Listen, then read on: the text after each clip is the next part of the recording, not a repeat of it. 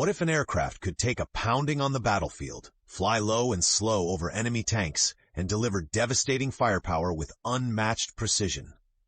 The Fairchild Republic A-10 Thunderbolt II, famously known as the Warthog, is exactly that aircraft.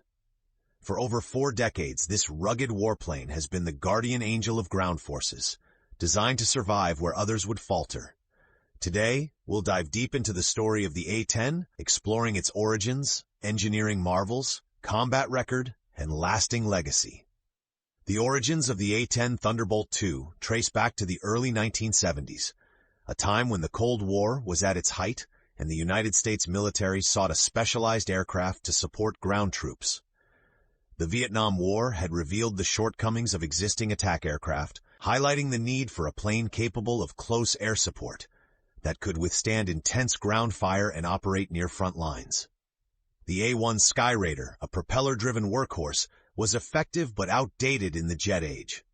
The Air Force wanted a dedicated jet designed from the ground up for CAS missions, a role often overlooked in favor of faster multi-role fighters. In 1970, the USAF issued a formal request for proposals, seeking an aircraft that could destroy tanks and other armored vehicles, provide tight support to infantry, and survive in heavily defended battlefields. Fairchild Republic, a company with experience building rugged fighter aircraft, won the contract. The project was named A-10 Thunderbolt II in homage to the Republic P-47 Thunderbolt of World War II, known for its resilience and firepower. However, the new A-10 would be a very different aircraft. Jet-powered, built around a fearsome 30mm cannon, and designed to take hits that would down other planes. The design philosophy was simple, yet revolutionary. The A-10 needed to fly slow and low, providing pilots with excellent visibility and weapons accuracy. To achieve this, the plane featured straight wings, which allowed for better maneuverability at low speeds and short takeoff and landing distances, ideal for frontline airstrips. It also incorporated heavy armor. 1,200 pounds of titanium shielded the cockpit and vital systems. This bathtub armor was designed to withstand hits from armor-piercing rounds and shrapnel. Twin turbofan engines were mounted high on the fuselage to reduce vulnerability to ground fire and debris. The airframe itself was rugged and simple, allowing for quick repairs and maintenance even in austere conditions. At the heart of the A-10 was its signature weapon, the GAU-8 Avenger, a 7-barrel, 30mm rotary cannon capable of firing 3,900 rounds per minute. This cannon wasn't just for show. It could rip through the armor of Soviet-era tanks and armored vehicles with precision. The aircraft's entire airframe was built around this weapon, with the cannon's barrel extending just ahead of the nose gear. The plane could carry 1,174 rounds, enough for sustained fire during combat runs. The A-10 first flew in 1972, and after rigorous testing, it entered service with the United States Air Force in 1977. Initial production included the A-10A single-seat variant, which remains the backbone of the fleet. Over time, the aircraft was upgraded with improved avionics and precision targeting systems, resulting in the A-10C variant introduced in 2005. A single 2-seat prototype, the YA-10B, was tested but never mass-produced. The A-10's combat debut came during the Gulf War in 1991, a conflict that showcased its unique strengths. The Iraqi Army's armored divisions posed a serious threat to coalition ground forces, and the Warthog was instrumental in halting their advance. Flying at low altitudes, the A-10s targeted tanks, armored personnel carriers, and supply lines with devastating effect. The aircraft's durability was proven repeatedly. Many returned with extensive battle damage. One famous example was an A-10 that lost half its tail, yet managed to fly back to base safely. Beyond the Gulf War, the A-10 saw action in the Balkans during the 1990s, supporting NATO peacekeeping operations.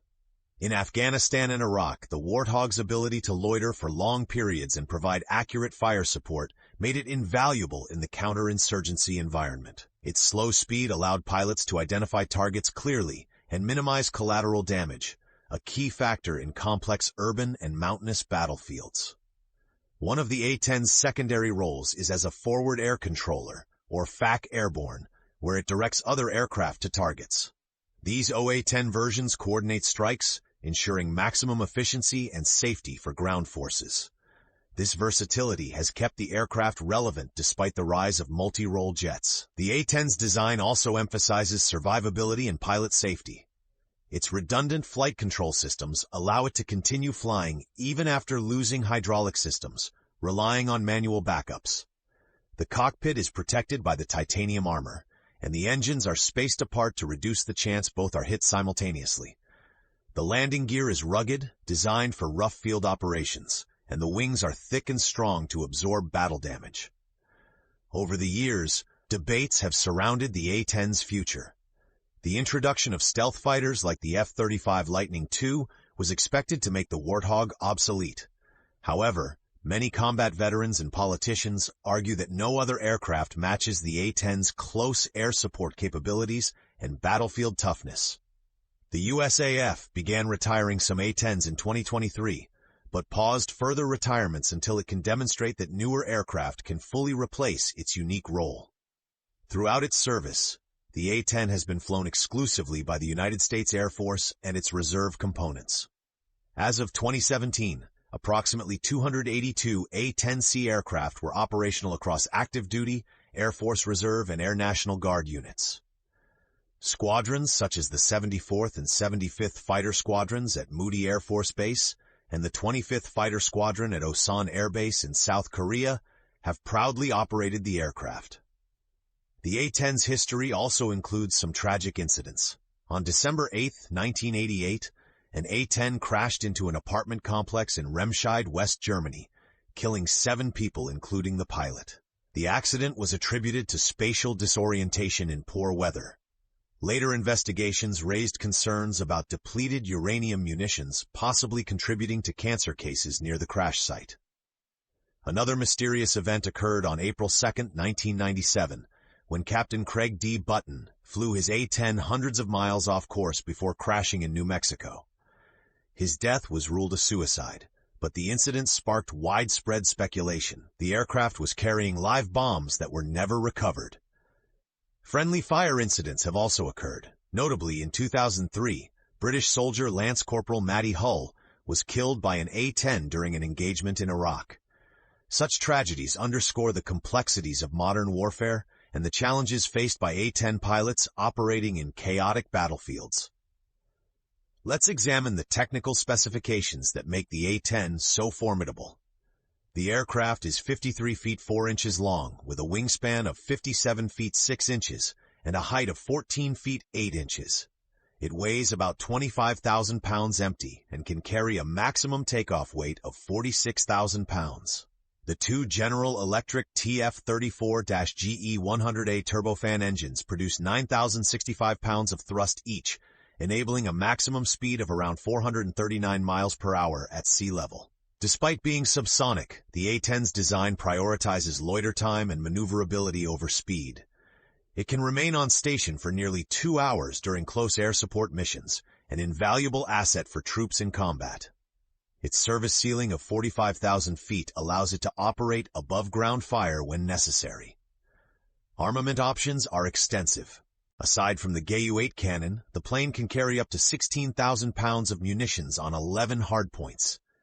These include Hydra 70mm rockets, AGM-65 Maverick missiles, laser-guided bombs like the Paveway series, cluster bombs, and even air-to-air missiles such as the AIM-9 Sidewinder for self-defense.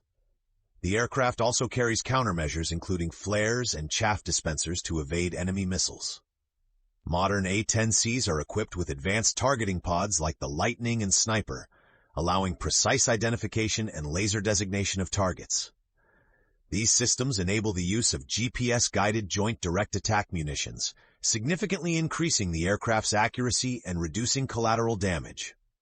The A-10's nickname, Warthog, comes from its rugged, no-frills appearance and tenacious fighting style.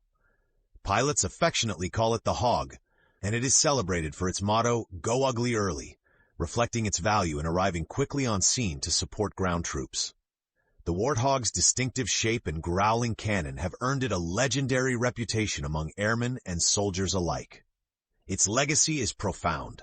The A-10 remains the only U.S. Air Force aircraft designed solely for close air support to have seen continuous service for over 40 years.